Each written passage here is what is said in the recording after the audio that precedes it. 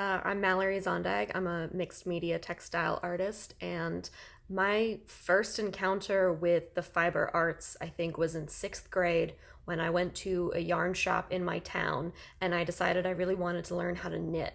And I just fell in love with the fiber and the color and the texture and the feeling of yarn. And I think it was the material, but then with knitting, it was the enchantment of making something seemingly out of nothing. That I could sit and I could do these repetitive motions, and out of a ball of yarn, like fabric would emerge. That felt very transformative, that it felt like I could make something from nothing. And I don't knit too much in my art now. I do, but everything comes back to yarn and fiber. It's felting, it's stitching, it's weaving.